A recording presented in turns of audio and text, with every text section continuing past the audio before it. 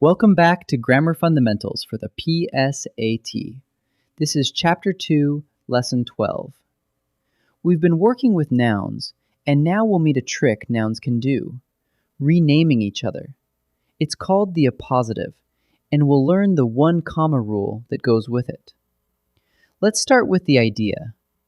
An appositive is a noun placed right next to another noun, and its job is to rename or identify that noun. The two words point at the very same thing. If I say, my friend the doctor, the word doctor renames my friend. Same person, named two ways. Now, an appositive often brings a few describing words along with it. When it does, we call the whole group an appositive phrase. Look here. Jefferson designed Monticello, his 32-room house. The phrase, his 32-room house, renames Monticello and tells us more about it. The bracket marks the whole appositive phrase. Here's the comma rule, and it has two halves. First half. If the appositive could be removed and the sentence still makes basic sense, it's non-essential, just extra information, and you set it off with commas. Look, Ms. Vance, our soccer coach, never misses a practice. Take out our soccer coach, and you still have a complete idea. Because it's removable, it gets a comma on each side. Non-essential means commas. Second half of the rule.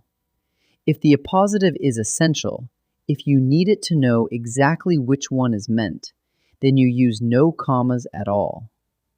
Look, my neighbor Mr. Ortega repairs violins. The name Mr. Ortega tells us which neighbor. Because it's needed to pin down the meaning, no commas wrap it. So essential means no commas. That's the whole rule. So here's your quick check. First, find the noun that renames another noun. That's the appositive. Then ask one question. Can I remove it and still have the basic meaning? If yes, it's non-essential, so set it off with commas. If no, you need it to know which one. It's essential, so use no commas. Let's try a few. In this first set, find the appositive, the word group that renames the noun beside it.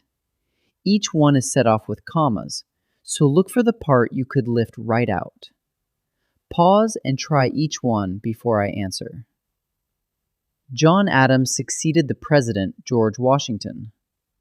Which part renames another noun? George Washington tells us which President Adams succeeded. It renames the president, and it sits after a comma. So the answer is George Washington. Jefferson designed Monticello, his 32-room house.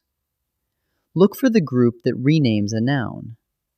His 32-room house renames Monticello and adds information about it, sitting after a comma. That's the appositive phrase. So the answer is his 32-room house. John Quincy Adams, the son of the second president, served one term. The part tucked between the two commas, the son of the second president, renames John Quincy Adams and adds information about him. You could lift it right out. So the answer is the son of the second president. Now find the appositive again, but watch the commas. Most of these are non-essential and use commas, but one is essential and uses none. Pause and try each one. Lincoln, one of our greatest presidents, led the nation through war. The phrase between the commas, one of our greatest presidents, renames Lincoln. You could remove it and still have a full sentence. So it's non-essential, which is why it takes commas.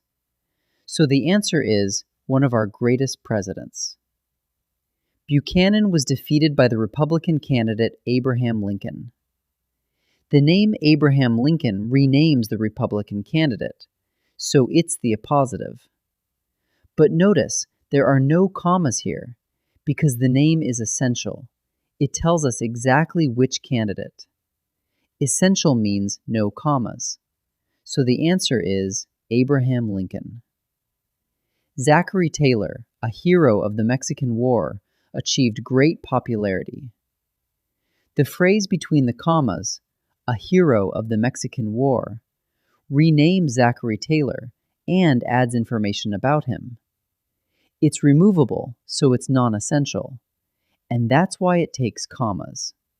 So the answer is a hero of the Mexican War. Let's wrap up. An appositive is a noun placed next to another noun to rename or identify it. And with its describing words, it becomes an appositive phrase. The comma rule is the whole game. If the appositive is removable extra, it's non-essential, so you set it off with commas, like Ms. Vance, our soccer coach. If it's needed to know which one is meant, it's essential, so you use no commas, like my neighbor, Mr. Ortega. Next time, we'll move from nouns to action words. Great work!